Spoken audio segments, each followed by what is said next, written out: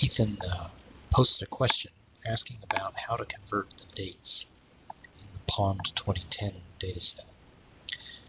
So that's probably the single most difficult thing to do, is convert dates. And a little bit of poking this problem, looks like it's not a trivial problem either. So what I've done is I've downloaded the data file and I've created a directory week 13.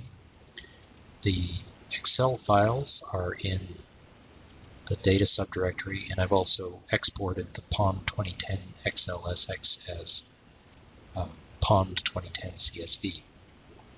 I fixed up the file names and also did a little bit of manipulation on them, cleared out some of the excess stuff.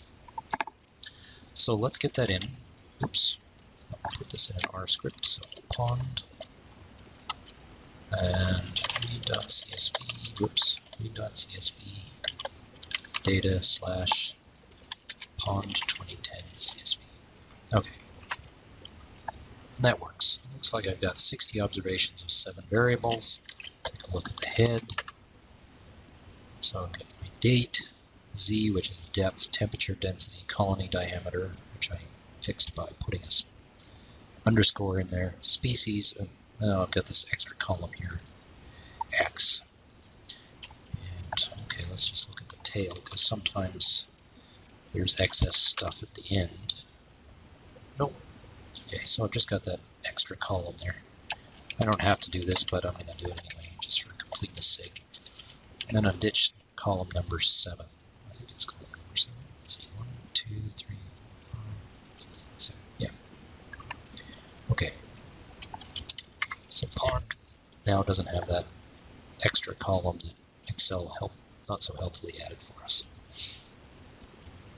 So one of the things we want to do is we would like to be able to work with dates as if they were date time objects. And if we take a look at what is the class of Pond date, we'll see that it's been imported as a factor variable. It's not very helpful.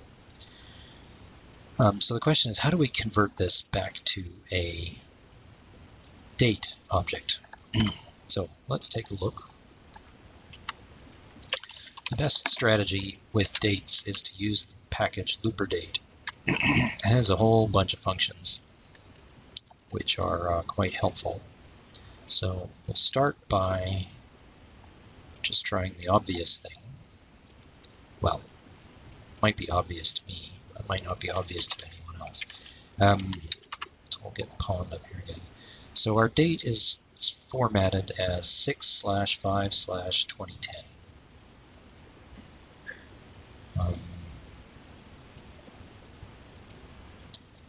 Actually, let's just look quickly at one thing here. Let's see what I can't tell from the head. 6/5 is a bit ambiguous. I don't know if the month is coming first or the day. So let's try unique Pond date. Okay, so it's got 2 different dates, and it's pretty clearly month, day, and then here. So let's just try, so there is a function for that, so let's just try Pond date, and the function is mdy for month, day, year, and I want Pond date. Okay, let's see what happens if I run that. Oh, how about that? Looks like it worked. Let's try class Pond date. Aha! So now we have a POSIX CT object there instead of a factor. So the solution here is looperdate is your friend, and for most of these things, these little functions, mdy, there's also a ymd and a dmy and all the sort of various flavors of that. Those are the ones you want to look at.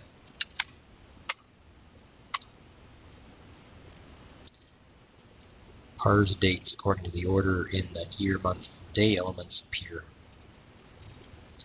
and as it said, it only gives you YMD, but here, but there's actually a whole bunch of these functions.